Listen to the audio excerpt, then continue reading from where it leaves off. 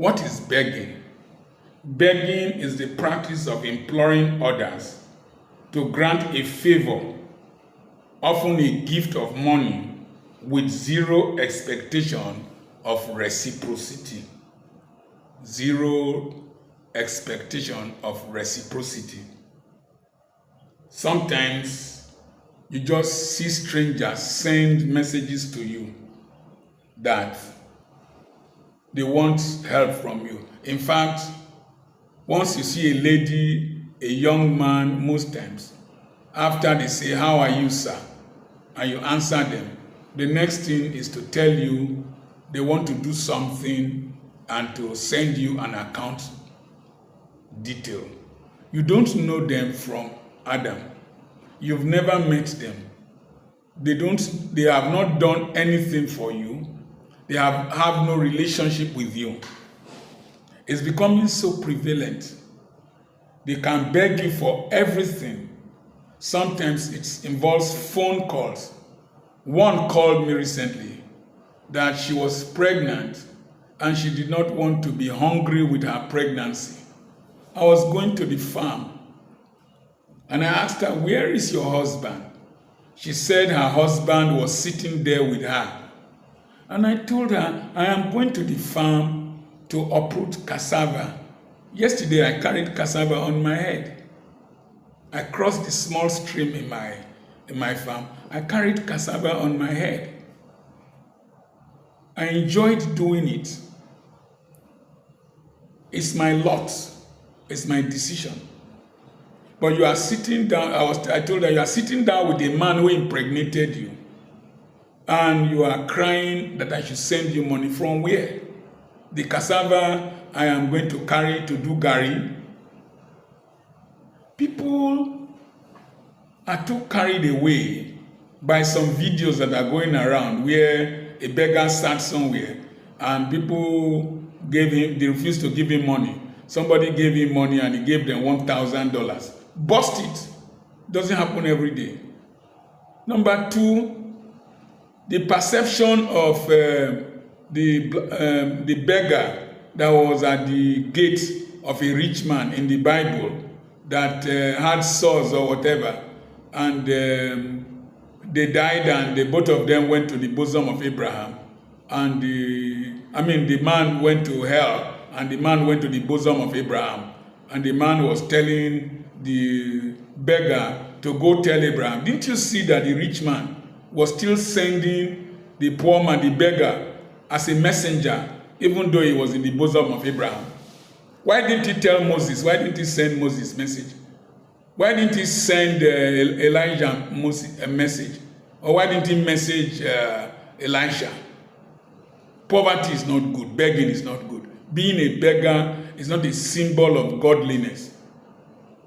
Begging is a loss. It comes as a result of loss of grip on life.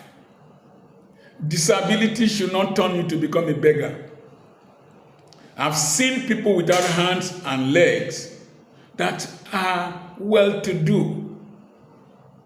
Johnny Erickson Tada lost sensation from neck downwards after she had an accident swimming in the Chesapeake Bay. But she went to university, wrote exams with her mouth, graduated.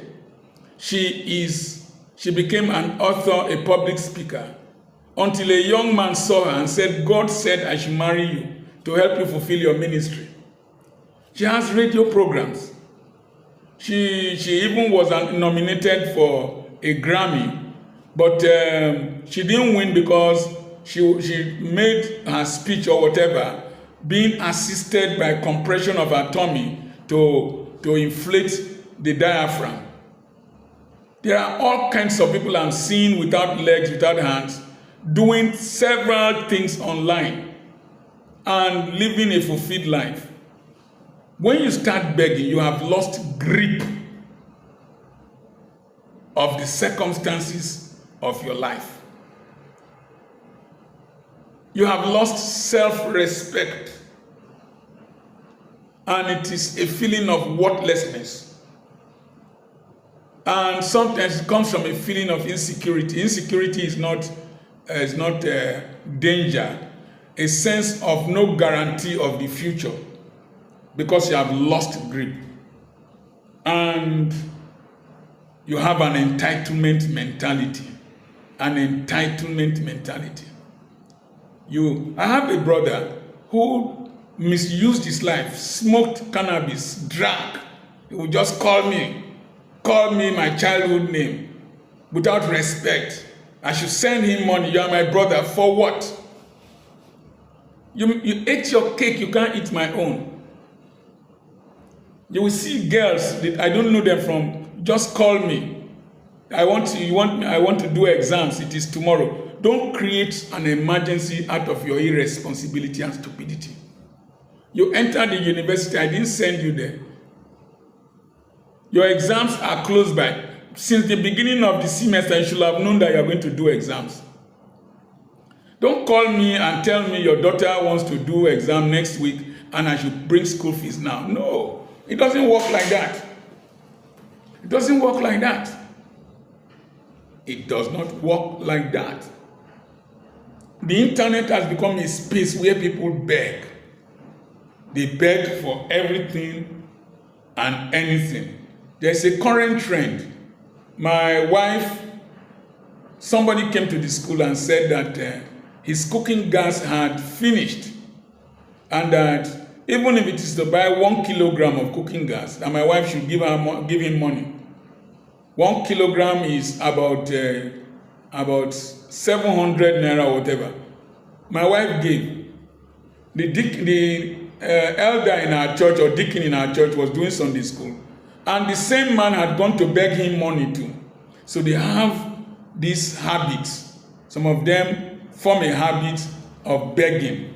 And some of these beggars feel that they are smarter than you. Particularly the ones that beg online. They beg from place to place, from place to place. Oh, I lost my husband. You were not the first person to lose your husband. Some people lost their husbands before you. And they've stood to train their children. Stop trying to make people feel guilty. Stop trying to eat your cake and have it. In India, begging has become a business.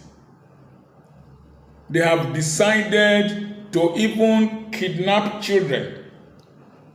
Every year, 40,000 children get hijacked and kidnapped.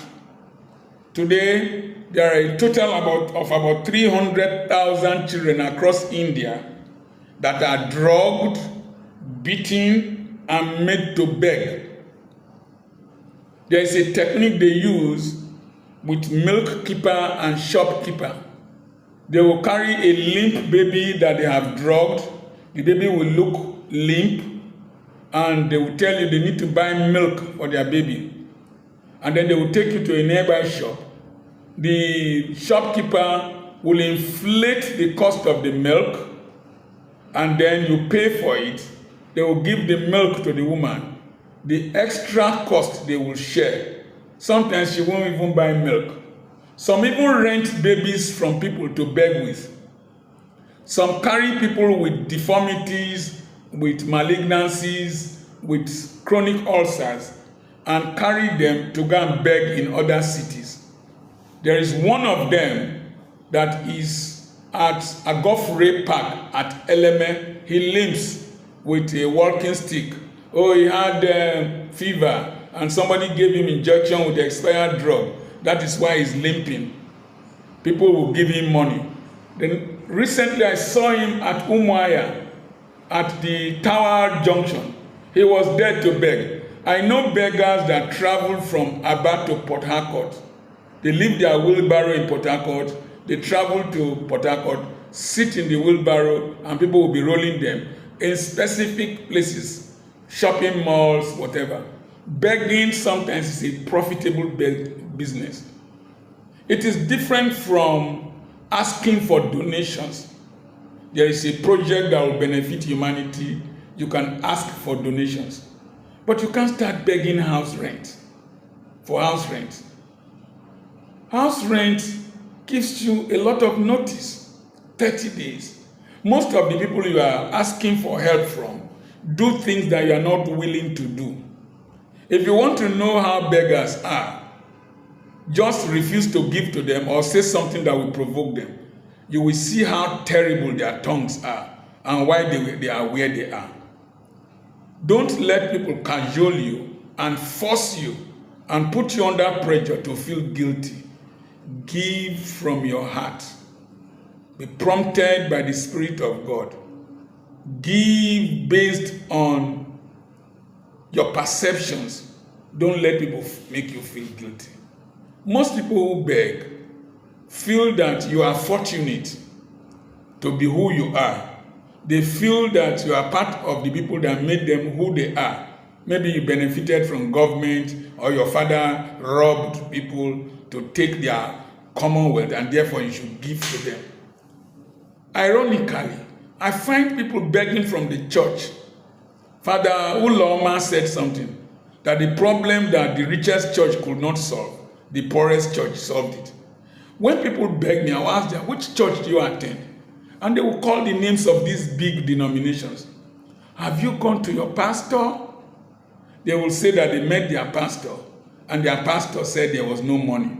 So me, I will go to the farm, uproot cassava, plant potatoes, sell potatoes. My wife will fry plantain chips, cook rice to sell in my school.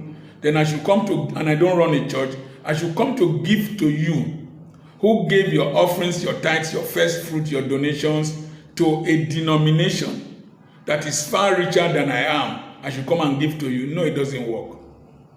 And then they will come and beg me and try to portray me as a bad man. But they are the same ones that supported the politicians, that took money from the politicians, that rigged the elections for the politicians, that are formulating these policies that are making them financially insolvent. We are entering a phase in this country. In a few days' time, electricity bills will go up. Petrol prices are already up. Prices are going to go high, and people are going to filter down to the poverty level. But these same people were the ones who collected money from their oppressors, from the oligarchy, to vote them into power. They are the ones who are ready to fight because of their denominations, fight because of their religions, religious inclinations and their regions. Why bother me? Why not go to these people that you admire and follow and ask them to help you? Be careful. Be careful. Don't lose grip of your life, I mean to say.